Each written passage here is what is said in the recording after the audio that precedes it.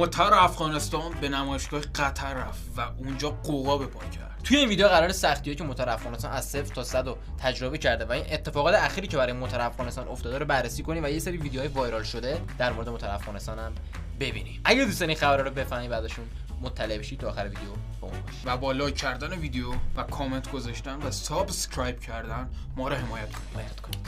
بزن بریم. افغانستان توی دوره‌ای که هیچ کس باورش نمیشد دست به کار فوق‌العاده‌ای زد با ساخت یک سوپرکار خفن. با اینکه کلی حرف و حدیث پشت این ماشین بود و خیلی این داستان رو به شوخی گرفته بودن، گروه انتاب با انجینر خودش یعنی آقای احمدی به هیچ وجه ناامید نشد و با تلاش‌های شبانه روزی تونست این امید رو به افغانستان بده.